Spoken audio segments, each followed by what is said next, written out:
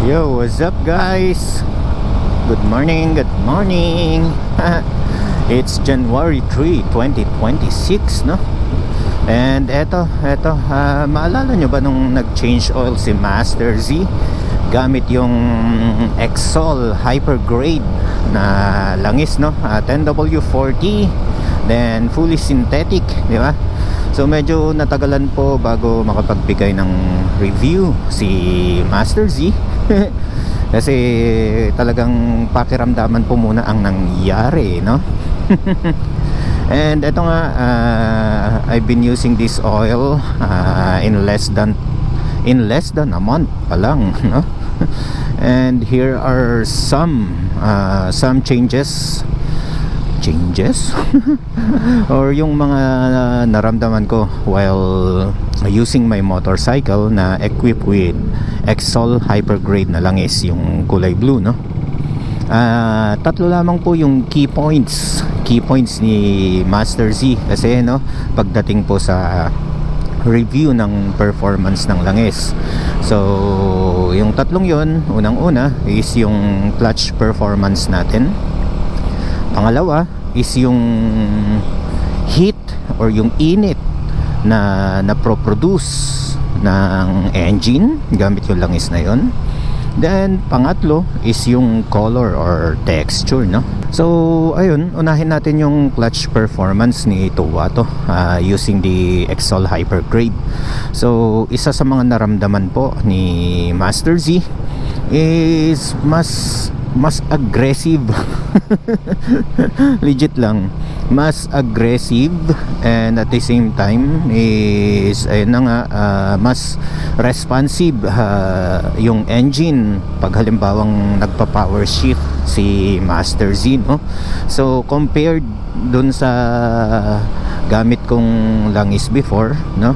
So there's a big difference naman, no? And ayun, let's say nagustuhan ko nagustuhan ko yung difference na yun, no? So yun po yung sa clutch performance ni Tuwato, no? Yung pag nagpa-power shift ka, mararamdaman mo na parang medyo mapapa-atras ka dun sa output na dun sa deliberation ng pagdating sa pagpihit ng clutch ni Master Z, then dun sa power output sana ng motor, no? And next po natin is yung heat, diba? So yung heat naman na naproproduce ng engine, no? Before kasi may mga langis na na-try si Master Z. So wala pang 1 kilometer yung natatakbo ko, ramdam ko na sa bukong-bukong ng paa ko yung init ng engine. Kasi syempre may mga times naman na ayun, nakachinela si Master Z na nagmomotor pag dito lang yung pinupuntahan. So ramdam ko na kaagad yung init sa bukong-bukong ng aking mga paa. We're in pagdating po dun sa gamit nating langis na Exol Hypergrade nga, no? Hindi ko siya ramdam. So baka sabihin kasi nung iba na ganyan is naka footrest na kasi si Master Z, no? Nakapag change oil po si Master Z, nagamit niya yung Exol na langis bago po dumating yung in order nating footrest. So ayun, so ibig sabihin naka-stock footrest po tayo, na change oil na natin, then kahit pa paano na try naman po natin. So yung init before dun sa ibang mga langis na nagamit ni Master Z, hindi ko po maramdaman dito ngayon, no? So yan po yung usapang heat o init na naproproduce ng ating engine pagdating po sa langis na gamit natin ngayon. So yan guys, nakadalawang review na po tayo dun sa ating tatlong basis, no? So yung clutch performance, then yung heat na naproproduce ng engine, and last is yung color or yung texture, no? So yung texture, malalaman ko na lang yan pag nag-change oil na lang ulit ako. Pero yung color guys, yung color, so almost mga nasa na tayo nasa 400, tama, mag 400 kilometers na ginagamit natin tong langis ni Exol, no? Pag sinisilip ko siya, doon sa silipan ng langis sa gilid ng or sa crankcase ni Tuwato, no? So ayun, kulay blue. Take two. So kulay blue pa rin siya, no? So kitang-kita nyo pa rin, or kitang-kita ko pa rin yung pagka-blue nitong langis na to, no? So ayan, bago ko nga pala makalimutan, no, na ang Exol, or sabihin na natin karamihan ng langis nila, or ayun, lahat ng langis nila is Euro 6 compliant na. So kudos Exol Philippines, no? And etong langis nga pala na to, nung pinost ni Master Z yung pag-change oil niya gamit tong langis na to, is vinouch po kaagad dito ni Sir Mark de la Cruz, basta si Sir Mark. Si Sir Mark, so isa po siya sa mga organizers ng JPEC, no? And at the same time, vinouch din po ito ni Idol Froilan Paragas, di ba? So shout out sa inyo mga sir, mga idol. So shout out kay Sir Mark, shout out kay Idol Froilan, no? So vinouch po nila itong langis na to, and according to them na ganyan is, ayun na nga, may all-weather protection din pala kasi yung langis na gamit natin, no?